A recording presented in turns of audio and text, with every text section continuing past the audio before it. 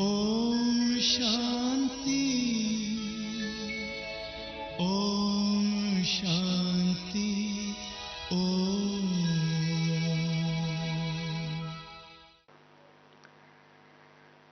ओम शांति। हम सभी जनवरी मास में पूरा पुरुषार्थ करते हैं कि हम ब्रह्मा बाबा समान बने और ब्रह्मा बाबा को फॉलो करें।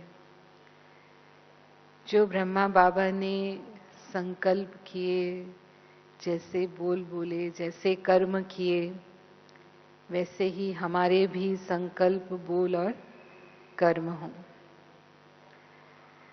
तो हम सब में से बहुत ऐसे हैं जो बाबा को साकार में तो नहीं मिले हैं, साकार में बाबा को नहीं देखा है।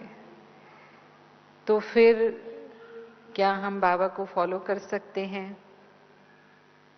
क्योंकि हम जो अपने वरिष्ठ दादियों से, भाइयों से, जिन्होंने उनके साथ साथ अनेक वर्ष बिताए हैं, उनके अनुभव सुनते हैं, उनसे भी हम जानते हैं। स्वयं शिव बाबा ने मुरलियों में अनेक बार ब्रह्मा बाबा के चरित्रों के बारे में हम बच्चों को समझाया है। इतिहास हम पढ़ते हैं तो हम समझते हैं कि बाबा का जीवन कैसा था।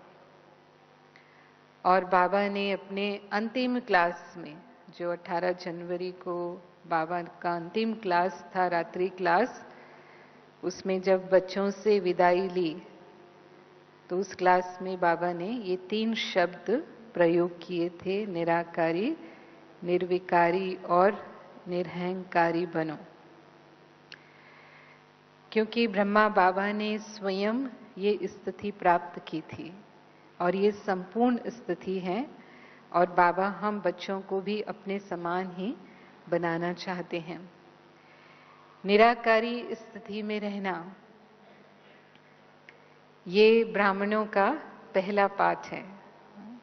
मैं आत्मा हूं, आते ही पहले दिन हम ये पाठ पढ़ते हैं, पर बाबा कहता है ये अंतिम पाठ भी है कि अंत दिन तक हम इस पाठ में ही कच्चे होते हैं। ये स्मृति हमें सिर्फ बहुत कम समय रह पाती है, विशेषकर जब हम योग में बैठते हैं, तब हम आत्मिक स्मृति का अभ्यास करते हैं। लेकिन सारा दिन हम कर्म कॉन्शियस हो जाते हैं, या बीच बीच में बॉडी कॉन्शियस यानी देह अभिमान में भी आ जाते हैं, तो आत्मिक स्मृति नहीं रह पाती है। पर बाबा कहता है कि आप बच्चों को इस शरीर में रहते हुए ऐसे कर्म करना है जैसे कर्म करते समय इस देह का आधार लिया और कर्म पूरा हुआ तो न्यारे हो गए। जो हम उदाहरण देते हैं कि कछुआ कैसे रहता है कि जब उसको कर्म करना है तब अपने अंगों को वो बाहर निकालता है, और जब उसका खाना चलना पूरा होता है तो अपने अंगों को वो समेट लेता है। ऐसे ही शिव बाबा भी अपने लिए कहते हैं कि शिव बाबा जब तन में प्रवेश करते हैं तो थोड़े समय के लिए तन में प्रवेश करते हैं। बाबा हम बच्चों के प्रति महावाक्य उच्चारण करते हैं, बच्चों की सेवा में उपस्थित होते हैं, और जैसे ही कार्य पूरा हुआ बाबा देह को छोड़ देते हैं। तो वो देह मेरी नहीं है। ऐसे ही ये जो तन है ये मेरा तन नहीं है। ये तन किसको दिया है? किसको सेवा अर्थ दे दिया है?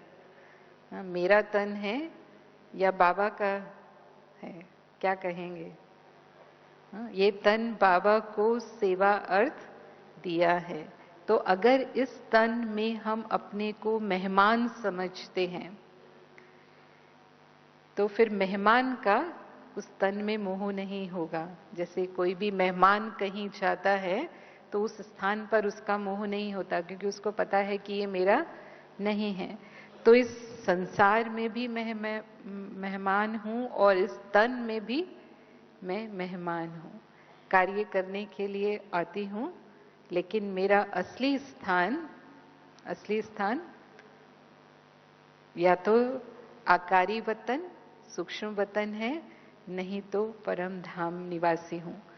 और जब हम आत्मिक स्थिति में होते हैं तभी परम धाम में बिंदु रूप स्थिति में योग की अनुभूति करना भी हमारे लिए सहज होता है।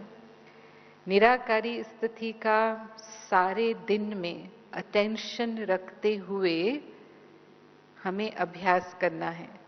बाबा ने कई बार हमें कहा है कि हर घंटे में कम से कम 5 मिनट या 10 मिनट मुझे ये स्मृति में रखना चाहिए कि मैं आत्मा इस शरीर के द्वारा, इन कर्मेंद्रियों के द्वारा कर्म कर रही हूँ। क्योंकि बहुत से ऐसे काम होते हैं जिसमें हमारी बुद्धि बहुत बिजी नहीं होती है, तो हम ये स्मृति ला सकते हैं, लेकिन शुरू में हमें अभ्यास या मेहनत, तभी बाबा कहता है कि देही अभिमानी बनना इतना आसान नहीं है। तो वो मेहनत हमें करनी पड़ती है। जैसे ब्रह्मा बाबा के इतिहास में भी हम सुनते हैं कहानी में कि शुरू में जब आत्मा का ज्ञान शिव बाबा ने दिया तो बाबा ने कितनी मेहनत की उसके ऊपर, अपनी डायरियां तक भरी लिख करके, यहाँ तक कि बाबा कई बार दीवारों पर भी लिखते थे और अपने घर के यहाँ तक कि एक सदस्य के नाम से ये स्मृति में लाते थे कि जसोदा आत्मा है, नारायण आत्मा है, निर्मल शांता दादी हैं, उनका नाम उस समय पालू था, पालू आत्मा है। तो हर एक के नाम से बाबा जैसे हमेशा उनको आत्मिक स्मृति से ही देखना है, जो लौकिक भाव है वो निकल जाए। लौकिक को भी अलौकिक में परिवर्तन किया। तो आत्मा समझते ही दृष्टि वृत्ति हमारी परिवर्तन होने लगती है। आत्मा समझते ही दृष्टि शुद्ध होती है, पवित्र होती है। और जब दूसरों को भी हम आत्मिक दृष्टि से देखते हैं तो उनके प्रति हमारी सदा आत्मिक भाव भावना रहने से शुभ भावना और शुभ कामना बन जाती है। ये स्मृति वृत्ति से जब हम कार्य व्यवहार में आते हैं, जहां भी हैं, चाहे आप घर में हैं, चाहे आप ऑफिस में हैं, जहां भी कार्य कर रहे हैं, सेवा केंद्र पर सेवा कर रहे हैं, लेकिन जो भी आपके संपर्क में आएंगे उनको आपसे न्यारापन अनुभव होगा। वो आपसे महसूस करेंगे कि इनमें रूहानियत है, इनमें पवित्रता है, ये हमसे भिन्न है। और जिसको बाबा कहता है कि आपका चेहरा और चलन सेवा करती है, आपको कहने की जरूरत नहीं है, लेकिन बिना कहे ही आपकी दृष्टि वृत्ति उन आत्माओं की सेवा करती है, उन आत्माओं को बाबा के ज्ञान के समीप लाती है। वो अपने आप ही आपसे पूछेंगे कि आप ऐसा कौन सा अभ्यास करते हैं। और आत्मिक दृष्टि जब हमारी होती है तो हम प्रभावित नहीं होते परिस्थितियों से, और जब प्रभावित नहीं होते हैं तो हम सदा प्रसन्न रहते हैं। हमारी अवस्था ऊपर नीचे होती ही तभी है जब प्रभावित हो जाते हैं। तो क्योंकि ये साक्षी स्थिति है, आत्मिक स्थिति में रहना यानी साक्षी भाव में रहना। हम आत्मा के कर्मों को साक्षी भाव से देखते हैं, या जो भी घटनाएं घट रही हैं उनको हम साक्षी भाव से देख रहे हैं, यानी मैं उससे न्यारी हूं। यानी न्यारा और प्यारा बनने की कला ये निराकारी स्थिति से ही आती है कि जब चाहे हम कर्म कर रहे हैं, जब चाहे हम कर्म से न्यारे हो जाते हैं। और यदि हमें ये बहुत अच्छा अभ्यास है, 1 सेकंड में हम न्यारे हो जाते हैं। तो जब प्रभाव नहीं पड़ता है तो स्थिति एक रस रहती है, और स्थिति एक रस रहती है तो हम प्रसन्न रहते हैं। तो हमारा प्रसन्न चित्त स्थिति भी अन्य आत्माओं की सेवा करती है। और जब हम निराकारी स्थिति में होते हैं तब हमारी फ्रीक्वेंसी शिव बाबा की फ्रीक्वेंसी की तरह होती है, क्योंकि शिव बाबा स्वयं सदा ही निराकार हैं, ज्योति बिंदु स्वरूप हैं। तो उस स्थिति में जब हम बाबा से कनेक्शन करते हैं, योग लगाते हैं, तो हमें संपूर्ण शक्तियों का अनुभव होता है। जिसे बाबा बीज रूप स्थिति कहते हैं। और उस बीज रूप स्थिति में सर्व गुणों का सार समाया हुआ है और वो स्थिति ही आत्मा के विकर्म विनाश करती है। अगर हम चाहते हैं कि हमारे 63 जन्मों के पाप कर्म नाश हो जाएं, रोज बाबा मुरली में कहते हैं कि याद से ही तुम बच्चों के विकर्म विनाश होंगे। हाँ, लेकिन फिर भी कर्म भोग हमारे सामने आते हैं, इसका मतलब हमारे विकर्म विनाश नहीं हुए, क्योंकि हमारा योग इतना पावरफुल नहीं होता है। योग की उस स्थिति तक हम नहीं पहुंच पाते। हम जो योग करते हैं वो ज्यादातर रू रिहान वाला योग होता है, या योग में मन को सेट करने में ही हमारा टाइम चला जाता है। तो जो ज्वालामुखी योग की स्थिति अनुभव होनी चाहिए, वो पावरफुल योग की स्थिति से ही आत्मा के संस्कार परिवर्तन होते हैं, पुराने संस्कार भस्म होते हैं, जिसे बाबा कहता है। नहीं तो वो थोड़े समय से ज्ञान से, माना हमने मुरली सुनी, आज बाबा ने मुरली में ये कहा, मुझे ये करना चाहिए, नहीं करना चाहिए, तो थोड़ा समय के लिए वो दब जाते हैं। लेकिन जैसे ही परिस्थितियों का पानी मिलता है, बाबा कहता है वातावरण मिलता है, फिर से वो संस्कार इमर्ज हो जाते हैं। जैसे कोई पेड़ को आप जड़ से नहीं काटते हैं, उसकी शाखाएं काट देंगे तो क्या होगा? फिर से जैसे ही उस पेड़ को पानी मिलेगा, धूप हवा मिलेगी, फिर से वो हरा भरा होने लग जाएगा।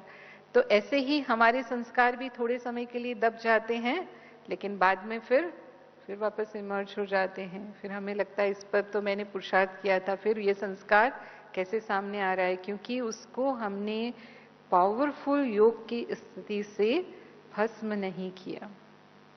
और वो पावरफुल योग की स्थिति बिना निराकारी स्थिति या बिना आत्मिक स्थिति के, अशरीरी स्थिति के नहीं हो सकती है। उस स्थिति में ही जैसे हम कहते हैं कि दो तारों का पूरा रबड़ निकालेंगे तभी पूरा करंट फ्लो होता है, ऐसे ही बाबा की पूरी करंट आत्मा को तभी मिलती है जब पूरी तरह से देह सहित देह के संबंधों से आत्मा न्यारी है। उस अशरीरी स्थिति में हम स्थित हैं। और इस स्थिति में अगर कोई कर्म भोग हमारे सामने आता भी है, कर्म भोग के रूप में, यानी शरीर के कोई रोग के रूप में वो हमारे सामने है, तो बीमारी भी होगी, तो वो कर्म योग से सूली से काटा हो जाएगी।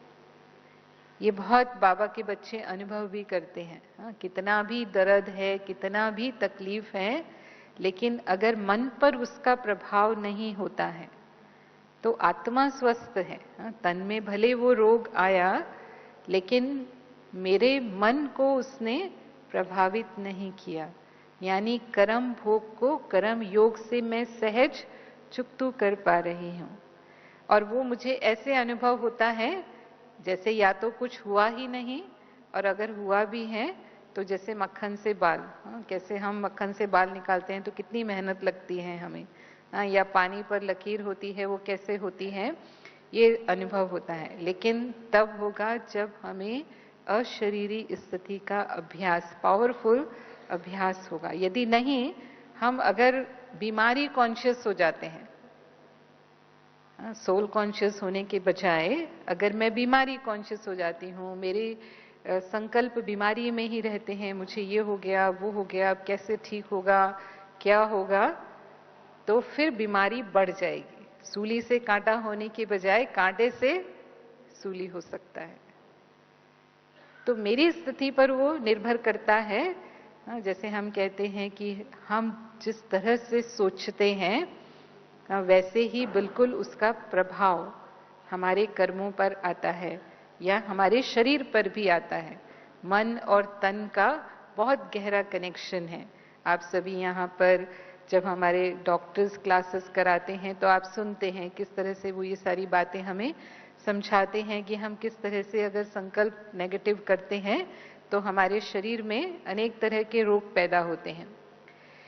तो जैसे ही आत्मिक स्थिति में हम मन को स्थित करते हैं, बाबा की वो रूहानी शक्तियां या बाबा की जो दुआएं हमें मिलती हैं वो हमारे उस हिसाब किताब को सहज चुकतू कर देती हैं। और फिर बाबा हमें ये भी कहते हैं कि इसका मतलब ये नहीं है कि अगर आपको आवश्यकता है तो आपको दवाई नहीं लेनी है। आवश्यकता है तो जरूर दवाई ले लो, क्योंकि कलयुग में ये तमो प्रधान प्रकृति के तत्वों से बना हुआ शरीर है, तो यदि इसमें कोई रोग उत्पन्न होता है तो उसके लिए ये सब साधन बने हुए हैं कि वो मदद करते हैं। लेकिन उसके साथ साथ अगर रूहानी शक्ति है, बाबा की दुआएं भी हमारे साथ हैं, तो बहुत सहज हम उसे पार कर लेते हैं। और विशेष निराकारी स्थिति का अभ्यास हमें अमृत वेले के समय करने में मदद मिलती है, क्योंकि अमृत वेला सात्विक समय है और हमारा मन भी उस समय शांत होता है, सात्विक स्थिति में होता है, तो लाइन बिल्कुल क्लियर होती है।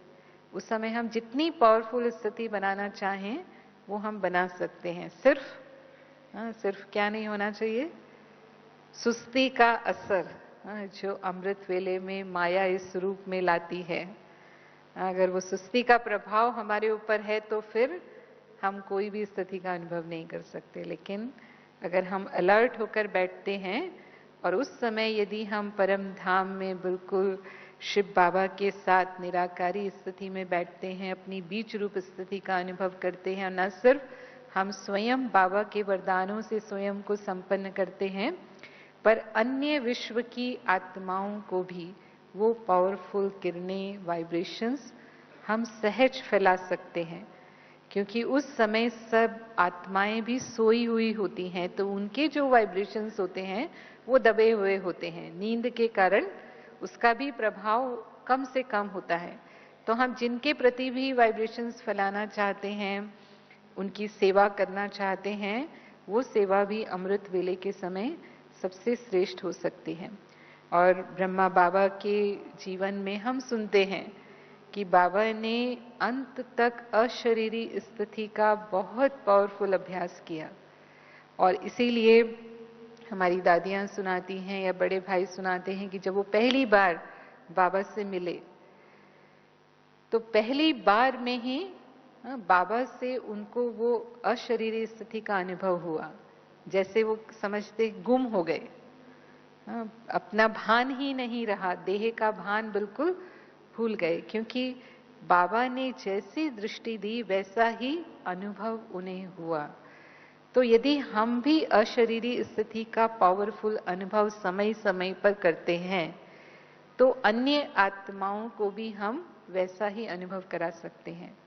बाबा कहते हैं लास्ट में जो साक्षात्कार का पार्ट चलेगा उसका आधार भी ये डबल लाइट स्थिति होगी। आत्मिक स्थिति के साथ साथ मैं आत्मा भी प्रकाश स्वरूप हूं, यानी फरिश्ता स्थिति जो डबल लाइट स्थिति है, अगर ये निरंतर हमारी रहेगी तो फिर अन्य आत्माओं को हमारे द्वारा सहज साक्षात्कार होंगे। जैसे स्थापना के आदि में शुरू में ब्रह्मा बाबा के साक्षात्कार हुए और उनके कारण लोग ब्रह्मा बाबा के पास आए कि हम इनको देखते हैं, ये हमें सपने में दिखाई देते हैं, या अगर हम पूजा पाठ करते हैं तो ये हमारे सामने आते हैं और हमें इशारा देते हैं इधर आओ। तो यहाँ हम इनके पास आए, तो साक्षात्कार से ही उस समय स्थापना हुई। जो आदि है सो अंत होना है, ये बाबा हमेशा कहते हैं, लेकिन उसकी स्थिति, साक्षात्कार की जो स्थिति है, कौन साक्षात्कार करा सकेंगे उस समय?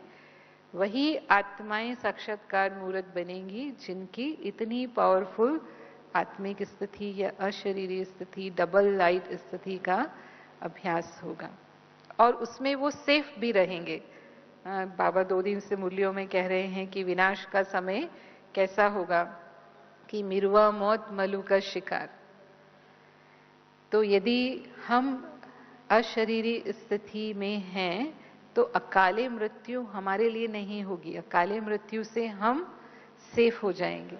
और इसीलिए खुश मौज में उस समय भले ही संसार में हाहाकार हो रहा है या विनाश का दृश्य उपस्थित है, लेकिन हम उसमें खुश मौज में रहेंगे, क्योंकि बाबा से वो डायरेक्ट कनेक्शन जो है उससे हम में इतनी शक्ति रहेगी, इतनी वो खुशी की स्थिति, एक रस स्थिति हमारी बनी रहेगी। और यदि हमारा समय भी होगा जाने का, तो 1 सेकंड में आत्मा शरीर से डिटैच हो सकेगी, क्योंकि पहले से ही डिटैच होने का अभ्यास हमने किया हुआ है।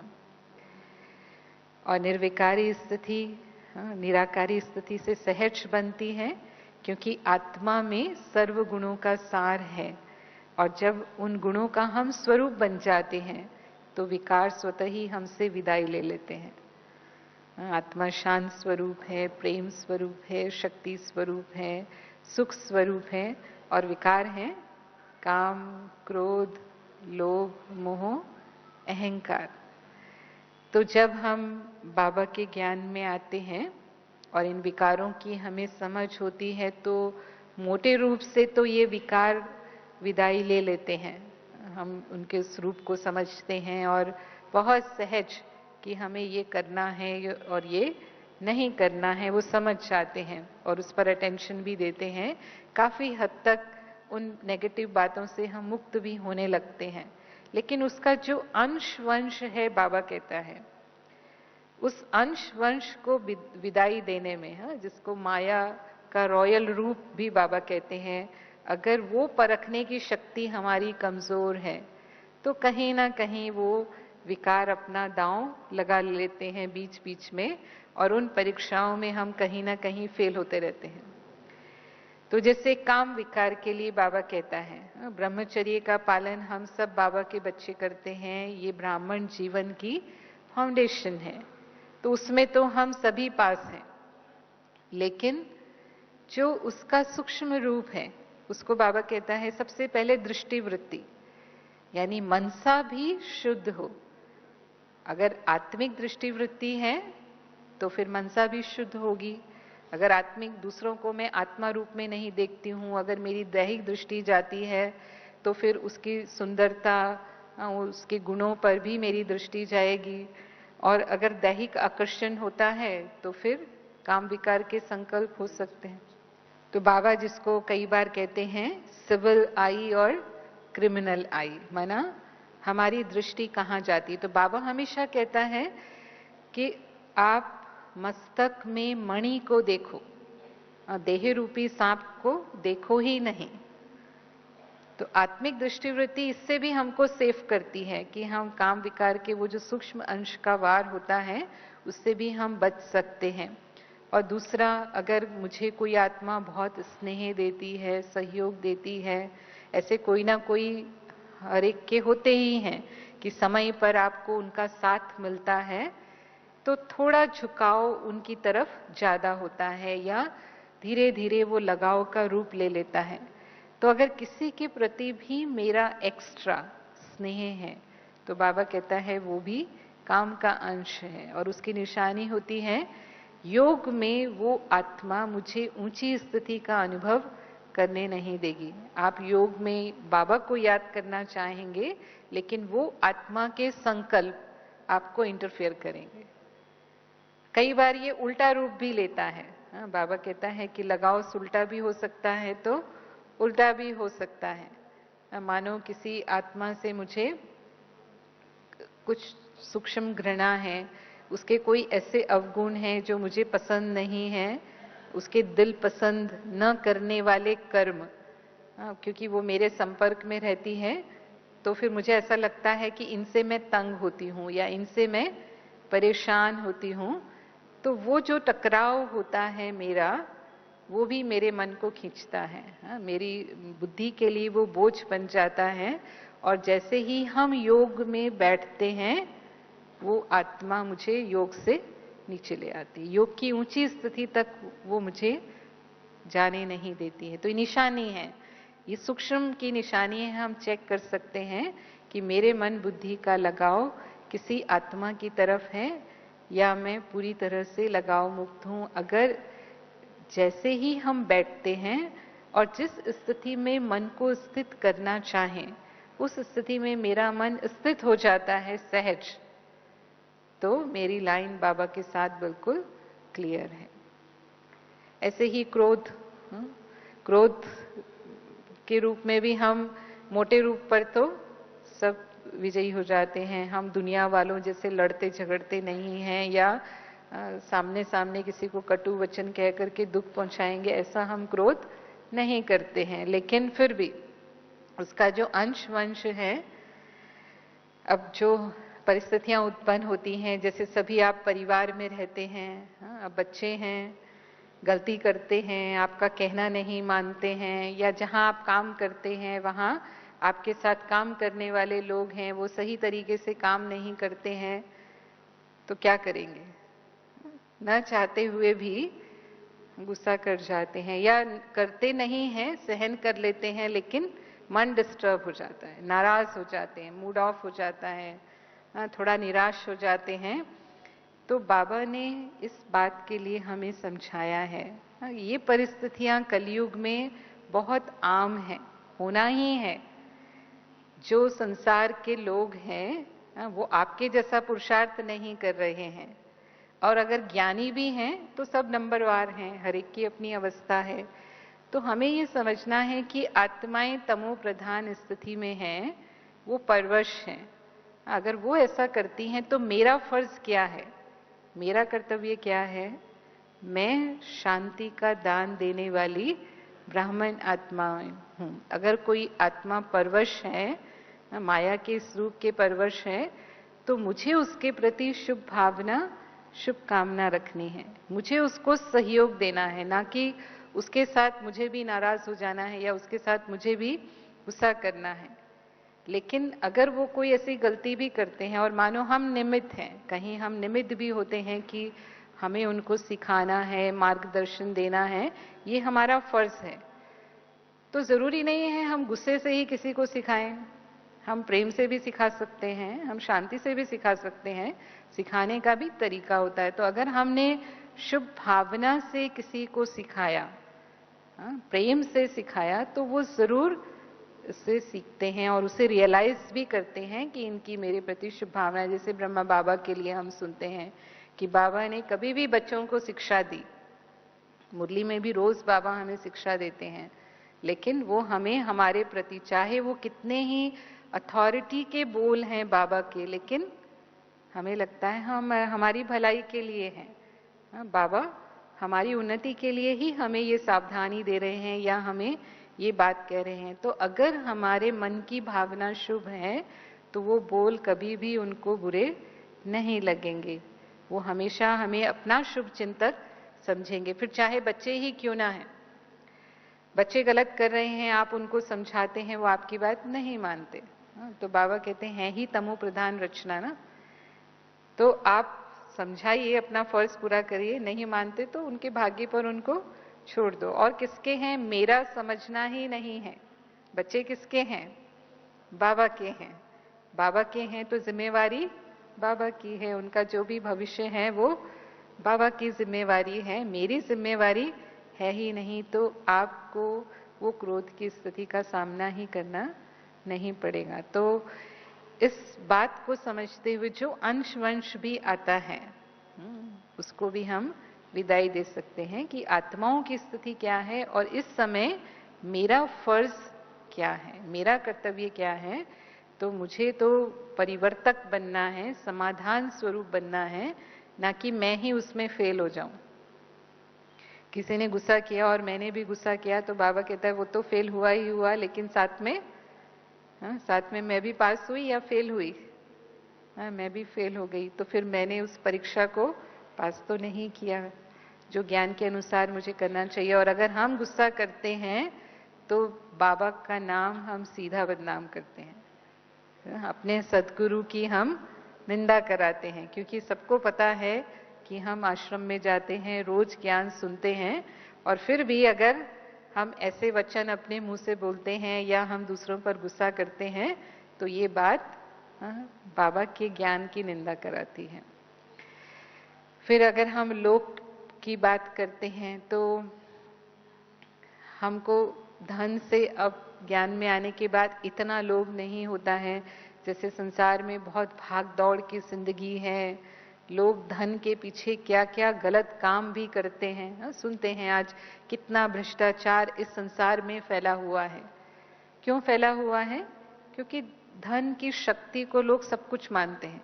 वो बोलते हैं आज आपके पास धन है, मकान है, बड़े बड़े बैंक बैलेंस हैं, बड़े बड़े बिजनेस हैं, तो सारी दुनिया में आपकी मान्यता है, और अगर नहीं है तो समाज में आपकी प्रतिष्ठा कम हो जाएगी। तो उसके लिए ये सब करते हैं, पर हमें पता है कि ये सब विनाशी है। बाबा ने हमें अच्छी तरह समझा दिया है कि ये कुछ भी हमारे साथ जाने वाला नहीं है।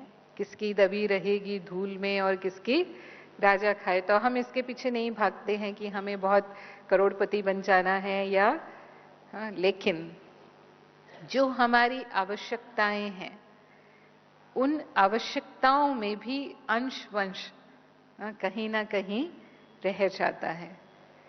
अब जैसे हमारी आवश्यकताएं हैं कि हमारे पास वस्त्र होने चाहिए, जो भी हमारी आवश्यकता के सामान हैं, खाना पीना कैसा होना चाहिए, रहना कैसा होना चाहिए, मकान कैसा होना चाहिए, आज के जो साधन हैं वो सब साधन भी हमें भी चाहिए, वो सब होने चाहिए। और अगर वो नहीं है तो पूरा प्रयास, हमारी इच्छा रहती है कि ये मुझे मिल जाए।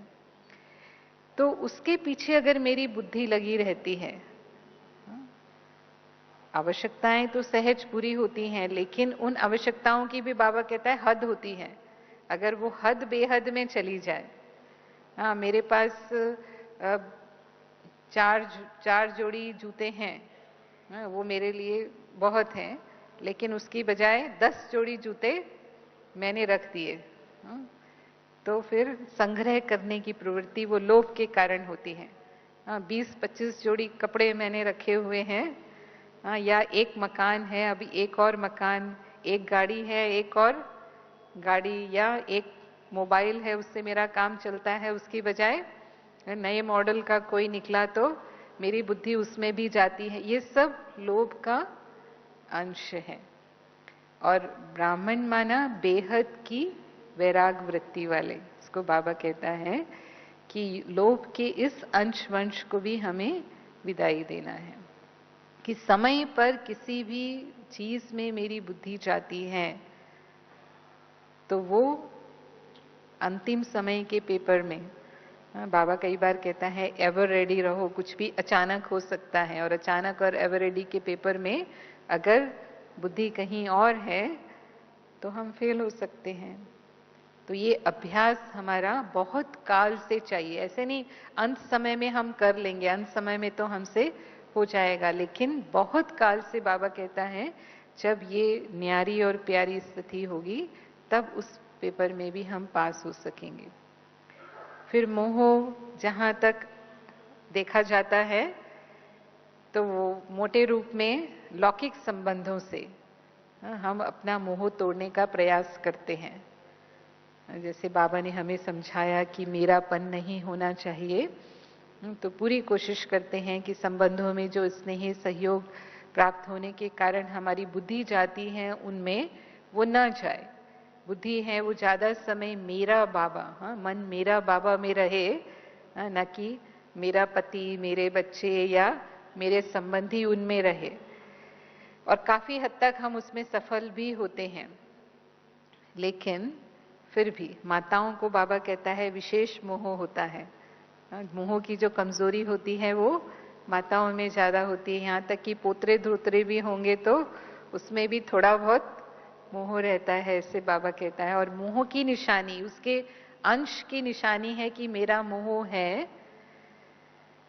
आपको दुख होगा यदि उनको कुछ भी होता है तो, शोक और दुख, चाहे कोई वस्तु मेरी है और वो गुम हो जाती है, या उसको कुछ नुकसान होता है और मुझे दुख होता है, तो इसका मतलब मेरा मोह उसके अंदर है। अगर मुझे दुख नहीं होता है, मेरे ऊपर कोई असर नहीं होता है, तो इसका मतलब मेरा मोह नहीं है। मानो हमारे शहर में कोई शरीर छोड़ता है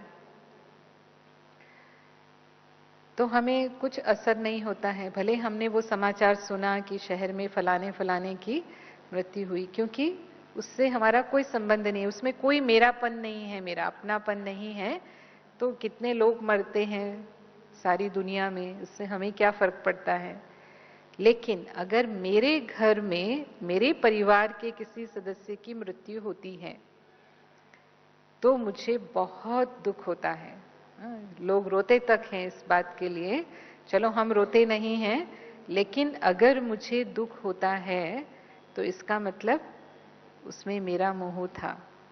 ऐसे ही एक बार एक व्यापारी थे, वो अपने दुकान में बिजनेस पर बैठे थे और उनको खबर मिली कि उनके घर में आग लग गई है।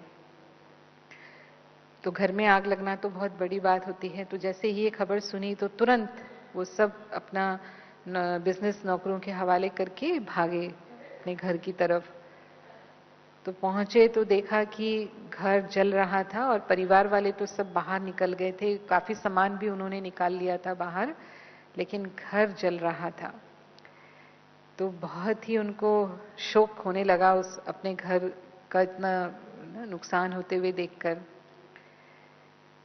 और ऐसे ही उन्होंने अभी इन्हीं दिनों में एक नया घर लिया था, बड़ा घर। तो वहां वो शिफ्ट होने वाले थे। तो ये जो पुराना घर था वो उन्होंने बेचने के लिए लगा रखा था। तो उनके हाथ में पूरे पेपर्स नहीं आए थे, तो उसके कारण वो दुखी थे कि घर अभी बिका ही नहीं और जल रहा है, कितना नुकसान हो गया। तो उनके पड़ोसी आए उस समय उनके पास और उन्होंने कहा कि भाई साहब आप क्यों दुखी हो रहे हैं? तो उसने कहा मेरा घर जल रहा है। तो उसने कहा दुखी होने की कोई बात नहीं है, क्योंकि आज ही आपके बड़े बेटे ने सवेरे इसके सारे पेपर फाइनल करके इस मकान की पूरी पेमेंट ले ली है। और जो एक साइन होते हैं ना साथ में कि कौन इसका वो है, गवाह है, तो उसमें उन्होंने मेरे सिग्नेचर भी कराए हैं, इसलिए मुझे मालूम है। तो जैसे ही उनको ये पता चला कि ये मकान बिक चुका है और अब ये मकान उनका अपना नहीं है, तो क्या हुआ? वो जो दुख हो रहा था वो पूरा दुख उनका तुरंत खत्म हो गया। हाँ, मकान अभी भी चल रहा है, लेकिन अब उनको बहुत तसल्ली है कि ये जैसे ही मेरापन खत्म हुआ वैसे ही दुख खत्म हो गया। तो दुख कब तक था? जब तक वो मकान मेरा था। तो ये बाबा हमें कहते हैं कि अंतिम पेपर भी हमारा है, नष्टो मोहा स्मृति लब्धा। यहां तक कि मेरी देह में भी मेरापन न हो।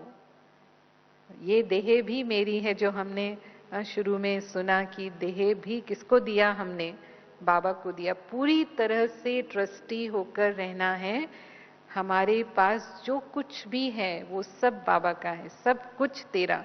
इसीलिए भक्ति में भले गाते रहे तन मन धन सब कुछ तेरा, तेरा तुझको अर्पण क्या लागे मेरा। अभी सिर्फ गाना नहीं है, लेकिन सचमुच मैं ट्रस्टी हूं, कुछ भी मेरा नहीं है। अगर मेरापन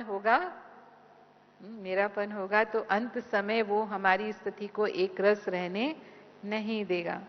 मन हलचल में आएगा, दुखी होगा। दुखी होते ही हम जो फाइनल पेपर है बाबा जिसके लिए हमें तैयार कर रहे हैं, उस फाइनल पेपर में हम पास नहीं हो सकेंगे। तो ये चेकिंग है, इससे हम चेक कर सकते हैं क्या किसी भी चीज के कारण मुझे दुख होता है, क्या किसी भी व्यक्ति के इधर उधर होने से मुझे दुख होता है, शोक होता है।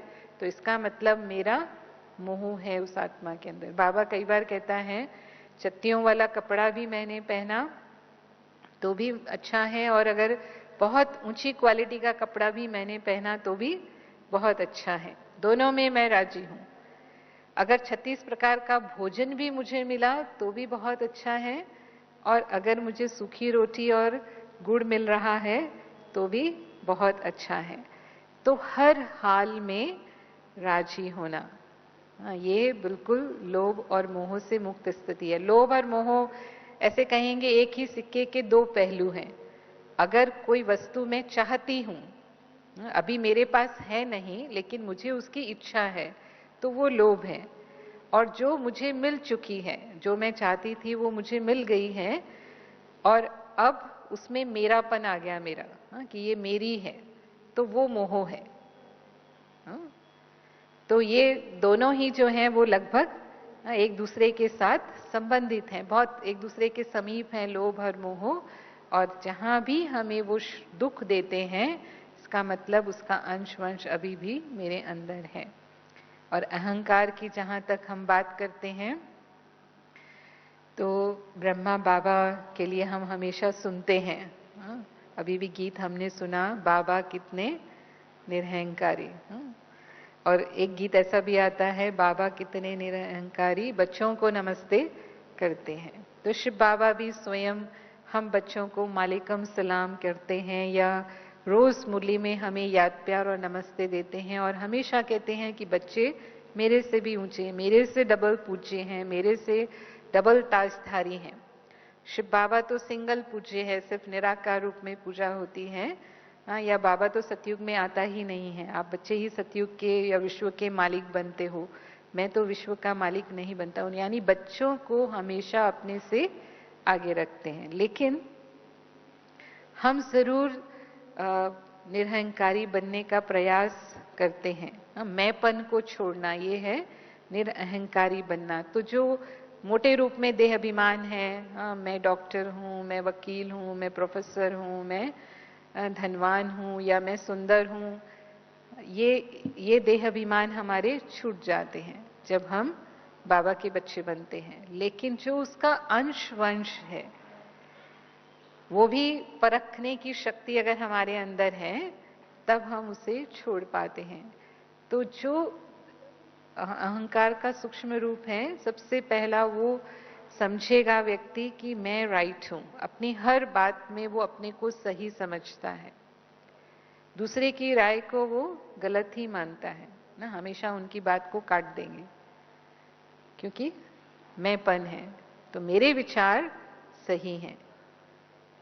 फिर दूसरा होगा उसके अंदर कि वो कभी भी दूसरों को सम्मान नहीं देना चाहेंगे। और अगर किसी की तारीफ भी होती है उनके सामने, कोई किसी की प्रशंसा करता है तो उनको वो पसंद नहीं आती, क्योंकि वो अपने को ज्यादा होशियार समझते हैं। तो फिर दूसरों की तारीफ अच्छी नहीं लगती और उनकी कोई ना कोई कमी निकाल के बताएंगे। तो इसका मतलब मेरे अंदर अभी तक भी वो अभिमान का अंश है कि मैं दूसरों को अपने से अधिक या अपने से अच्छा स्वीकार नहीं कर सकती हूं। जिसके अंदर अभिमान होता है, बाबा हमेशा कहता है उसको अपमान की फीलिंग बहुत जल्दी आती है। जरा किसी ने कुछ कहा तो बिल्कुल मूड ऑफ हो जाएगा, फीलिंग में आ जाएंगे। तो अगर अभी भी मुझे फीलिंग आती है तो इसका मतलब वो अभिमान का अंश मेरे अंदर है। और जो अभिमान वाले होंगे वो दूसरों को कंट्रोल बहुत करते हैं, वो समझते हैं मेरी ही बात मानी जाए, क्योंकि मैं राइट हूं समझते हैं तो फिर मेरी ही बात मानी जानी चाहिए। या फिर कई बार मेरी बुद्धि तेज है और हम ज्ञान को बहुत जल्दी समझ लेते हैं, बहुत अच्छा जो है दूसरों को समझा सकते हैं, या मेरा योग बहुत अच्छा है। इन बातों का भी कई बार सूक्ष्म में अभिमान या मैंपन हो जाता है। मेरी प्लानिंग बुद्धि है, मेरी ये विशेषताएं हैं। फिर फीलिंग कई बार इस बात में आती है कि हाँ, मेरे अंदर इतने गुण हैं, इतनी विशेषताएं हैं, फिर भी उससे काम नहीं लिया जाता, हाँ, उससे सेवा नहीं ली जाती है। तो ये सूक्ष्म मैंपन को भी बाबा कहता है मेरी विशेषता नहीं, मेरे गुण नहीं, लेकिन किसने दिए हैं मुझे, किसकी देन है ये? दादा की देन है। बाबा ने मुझे ये गुण विशेषताएं दी हैं। और अगर सेवा की भी विशेषता मेरे अंदर है तो भी सेवा करना किसने सिखाया है हमको? बाबा ने सिखाया है ना। तो बीच में अगर हम बाबा को रखते हैं और अपने को हमेशा निमित्त समझते हैं, मैं निमित्त हूं, तो फिर वो निर्माणता हमारे अंदर होती है और उससे हम नव निर्माण कर पाते हैं। तब हमें सेवा में भी सफलता मिलती है। कहते हैं ना, लंका को भी आग कब लगी? जब हनुमान ने पूंछ को आग लगाई तब जाकर के वो लंका को जला सका। तो वो पूंछ कौन सी है? हनुमान को, महावीर को कौन सी पूंछ है? क्या भाइयों में कहते हैं रौब ज्यादा होता है, माताओं में मोह ज्यादा होता है और भाइयों में अहंकार का थोड़ा बहुत अंश ज्यादा होता है। तो जब उस मैंपन की पूंछ को आग लगाई, रौब को रुहाब में बदला। अभिमान को किस में बदलना है? स्वमान में बदलना है। अभिमान नहीं होना चाहिए, लेकिन स्वमान होना चाहिए। और जितना देही अभिमानी होंगे उतना स्वमान की स्थिति में सहज रह सकेंगे। तो ये चेकिंग और चेंज जब हम करेंगे तो फिर निर्विकारी हम बन सकते हैं, लेकिन बहुत काल का पुरुषार्थ चाहिए। बाबा को भी पता है कि ये पुराने संस्कार परिवर्तन करने में हमें समय लगता है, इसीलिए बाबा हमें, हालांकि सेकंड में जीवन मुक्ति का गायन है, लेकिन फिर भी बाबा हमें समय देते हैं। तो जितना हम रोज बाबा को चार्ट देते हैं, अपनी चेकिंग करते हैं, उतना चेंज तीव्र गति से हमारे अंदर आता है और हम निर्विकारी संपूर्ण पवित्रता की ओर बढ़ते हैं। और इसीलिए निरहंकारी को अलग से भी अंडरलाइन किया। देखो, निराकारी, निर्विकारी, निरहंकारी। निर्विकारी में भी निरहंकारी आता है, लेकिन फिर निरहंकारी बाबा ने अलग से कहा। तो इतना सूक्ष्म रीति से हमें अपने मैंपन की चेकिंग करनी है। और सब कुछ जो भी हम कर रहे हैं, जो भी हमारी विशेषताएं हैं, ये उस सब में मैं निमित्त हूं। बाबा करन करावन हार है। हमेशा इस भाव से हमें बाबा की सेवा में उपस्थित रहना है। तो ये निराकारी, निर्विकारी और निरहंकारी स्थिति बनाने की विधि है। मैं यही समाप्त करती हूँ। ओम शांति।